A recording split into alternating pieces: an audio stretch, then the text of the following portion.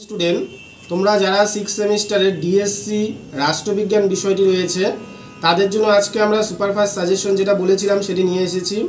তোমরা ভালো করে ভিডিওটি শুনবে এবং এই প্রশ্নগুলো ভালো করে তৈরি করে যাবে।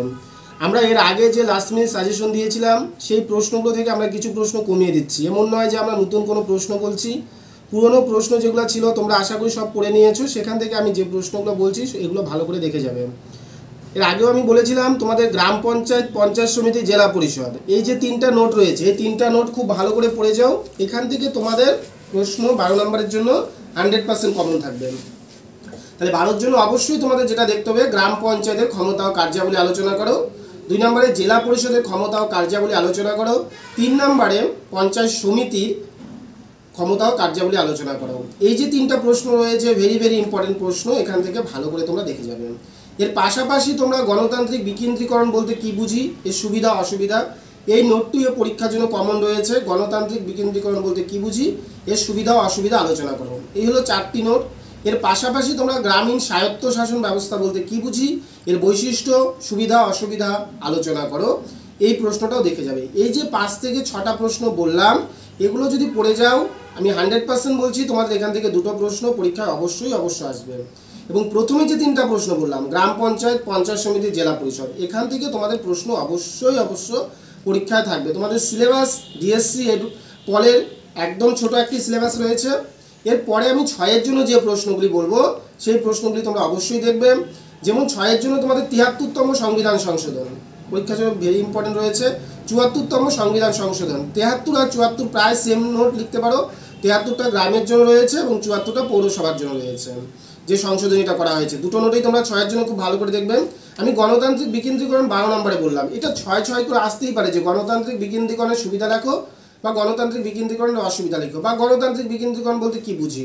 এই প্রশ্নটা তোমরা যদি 12তে পড়ে নাও তোমাদের 6 হয়ে যাচ্ছে। যে কোনো এক জায়গায় প্রশ্নটা অবশ্যই থাকবে। তোমাদের 73-74 যেমন বললাম থাকবে, ঠিক তেমনি গণতান্ত্রিক বিকেন্দ্রীকরণ নোটটাও তোমাদের পরীক্ষার জন্য ভেরি ভেরি ইম্পর্টেন্ট প্রশ্ন।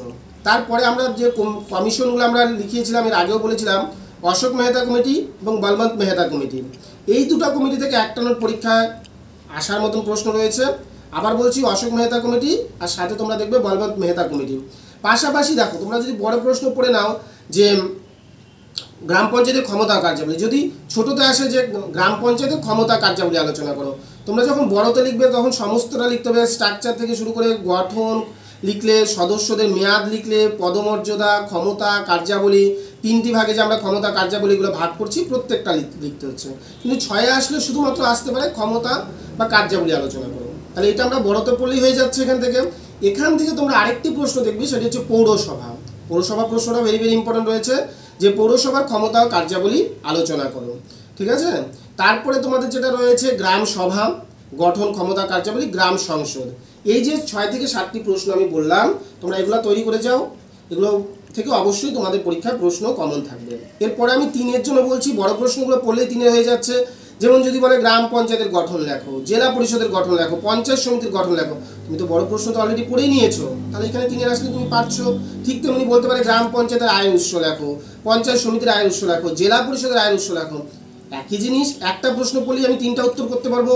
তারপরে তুমি প্রধানটা দেখবে, উপপ্রধান দেখবে, একই জিনিস, প্রধান, উপপ্রধান, এবং দেখো প্রধান, সভাপতি, সভাধিপতি। একটা নোট পড়লে 3টা নোট আমাদের হয়ে যাবে। আমি ক্লাসে এগুলো বুঝিয়ে দিয়েছিলাম, প্রধান, সভাপতি এবং সভাধিপতি, ভালো করে দেখবেন।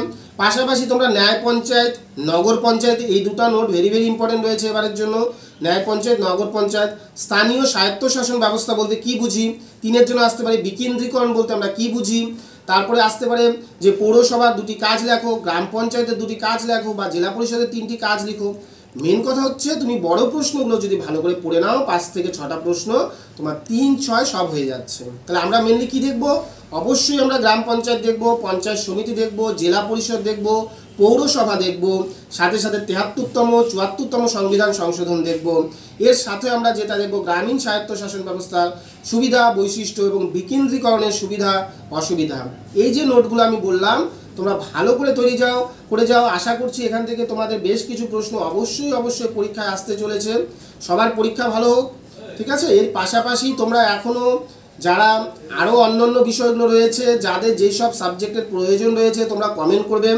দেখো বেশ কিছু সাবজেক্ট যেগুলো রয়েছে যেমন সোশ্যোলজি, ইকোনমিক্স, এইসব সাবজেক্টও যদি কারো প্রয়োজন হয়, কারণ এগুলো তো স্টুডেন্টের সংখ্যা কম রয়েছে, হয়তো ভিডিও নিয়েও আসা হয় না, কিন্তু তোমরা যদি কমেন্ট করো যে হ্যাঁ স্যার আমাদের এই বিষয়গুলোতে সাজেশনের প্রয়োজন রয়েছে, আমরা অবশ্যই চেষ্টা করব। পাশাপাশি আমাদের প্রত্যেকটি পড়া দেখবে গ্রুপে বুঝিয়ে দেওয়া রয়েছে, তোমরা সেই পড়াগুলো ভালো করে শোনো, আশা করি তোমাদের যথেষ্ট উপকার হবে। সবাইকে ভালো থাকবে, সুস্থ থাকবে, সবাইকে ধন্যবাদ।